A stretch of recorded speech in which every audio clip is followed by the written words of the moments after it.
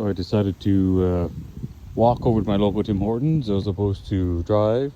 And it's a nice day. It's 9 degrees out versus, you know, the high 20s we were getting last couple of days. I looked at the weather going, it can't be 9 degrees out. Oh, it is. The fall is here. But sometimes you just kind of look at the options of, do I drive the vehicle or risk more damage to what's obviously happening to it, or just wait until after the long weekend and then add some gas and maybe drive a few places. So I'm going to walk. Good for me anyways. But then you're always going to see things that are out of the ordinary. Giant Serena, y'all. Okay, that's great. Then when you go for walks, you get random surprises like this. Happy little kitties. They just come over and says hi. So of course you sit down. Cats demand pets. And when you ask for them and they're good with it, you give them pets. Right? Oh, I guess you're so happy.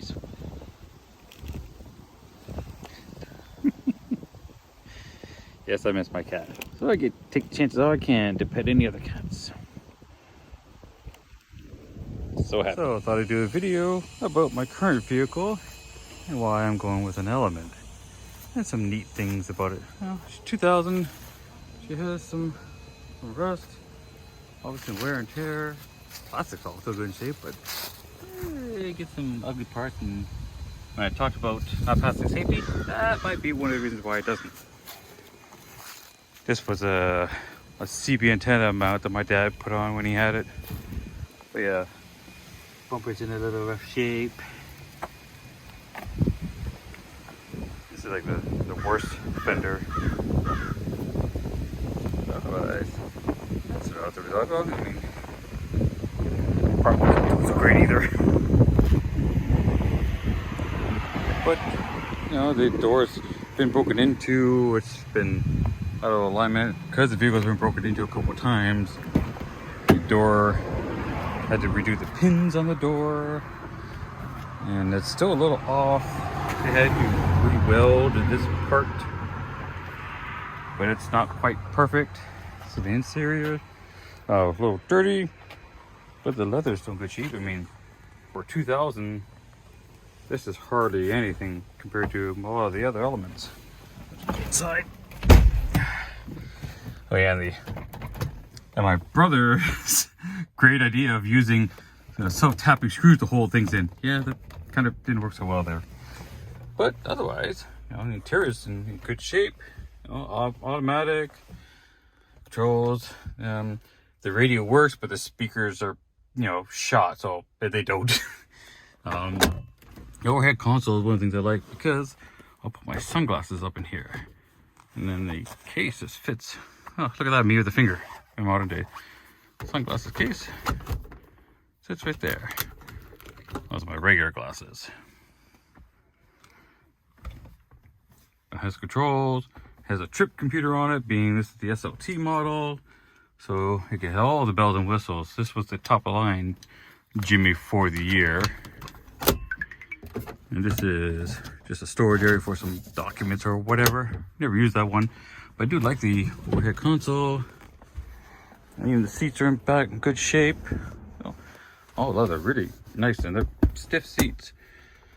And because it's broken into, this is gone. Pieces are loose, but that's minor. Yeah, except for that's kind of major thing. But you know, I got my cell phone mount there, magnetic mount. My friend calls this the Jesus bar, but yeah. That's where the airbag's put on these cars. But otherwise, I mean, I do like it. It's a pretty rugged vehicle. Let's go around to the back. If I heard a good thunk. Now, glass is separate, which is always handy. You can see the inside, a little rough. But not a split tailgate, it's a regular tailgate. And it's got your very, very solid tie down. That's not going anywhere. Modern vehicles obviously put them on the sides or the way, but these are sunk so that it does sit flat. There's no storage under here. The spare tires around the underneath, around the back, underneath. But it does have an integrated cargo cover, which is stupidly handy.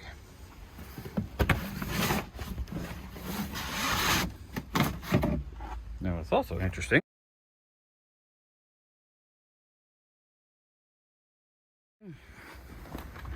is this piece here.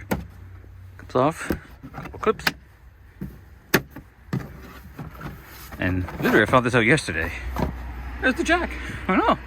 Looks like some instructions. And yeah, looks like the instructions and I don't know what that is. Emergency vest or something. But I never realized that it was actually, the jack was there. Not that I ever needed it. Fill me with one hand. Always fun, isn't it? There we go. Goes on and off easy. Some oil, because I was burning some oil. The seats go forward. Of course, I have to do it from the inside. Some little handle back here. The whole thing goes forward, and the headrests automatically go down when you do that. That was kind of neat. So this is pretty flat. Maybe built-in pillows for sleeping in the back. So this would have been a nice vehicle to, you know, do up. Very solid connectors down there. Leather.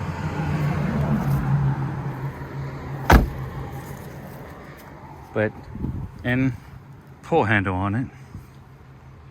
But you can't get in, out from the inside.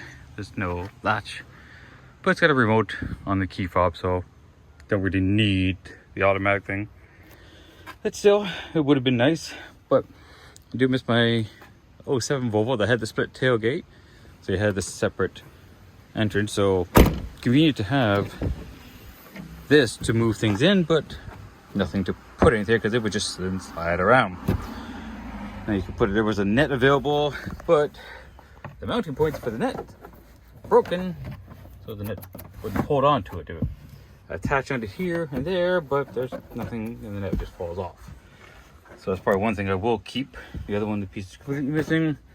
If I was going to keep it, I'd just 3D print replacement ones and use those. But I'm glad that the element will have something. Oh, there we go. There's a quick little thing. There's a bit of a comparison. You know, real 4x4. You know, the controls are right there. So 2-wheel drive 4x4, or even an automatic 4x4, which is kind of a neat. Yeah, there we go. There's a comparison of what I got now versus where I'm going to. I have a little more room inside, actually. A little less all-wheel drive capable compared to this, but it's not really a fair comparison because it's not really the same class of vehicle.